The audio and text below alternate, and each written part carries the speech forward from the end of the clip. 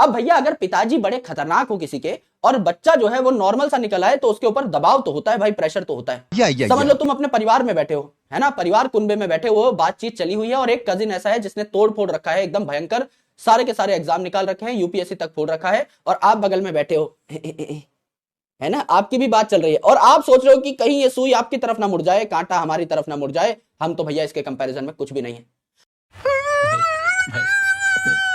ऐसे ही जो बायोलॉजी के बाप हुआ करते हैं, जो इवोल्यूशन के दादा हुआ करते हैं, अरे बाबा,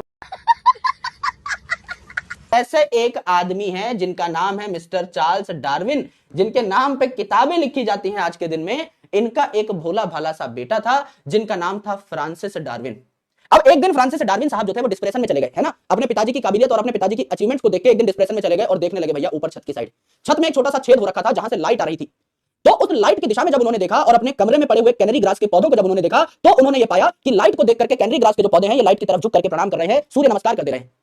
तो इन्हें समझ में आया, आहा कुछ तो मैं भी खोजूंगा। पिताजी अगर अचीवर हैं तो हम भी कुछ कम नहीं। मैं तो इतना खतरनाक आदमी हूं कि जब मैं डिप्रेशन में बैठ करके अपनी फटी हुई खिड़की को देख रहा हूं तब भी मैं कुछ ना कुछ डिस्कवर कर दूं, इतना बुद्धिमान हूं मैं। अभी मजा आएगा ना भिड़ो।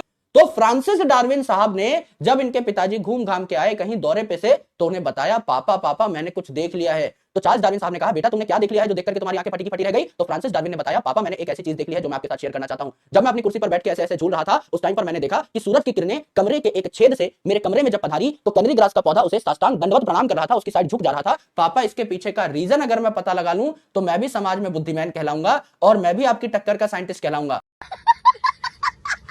तो चार्ल्स डार्विन साहब ने पहले तो उसके बाल पकड़ के ऐसे ऐसे किए हैं, बाप से बराबरी करेगा, तो पहले ऐसे किया लेकिन बाद में बोला, शाबाश बेटा तुमने भी कुछ तो कर दिया है ना।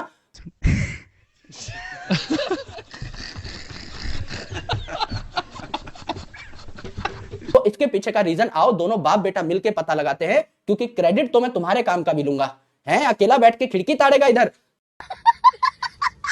इतना बड़ा साइंटिस्ट लेकिन एमसील नहीं लगवा पाया कमरे के ऊपर। इस फटे हुए कमरे से आ रही थी रोशनी।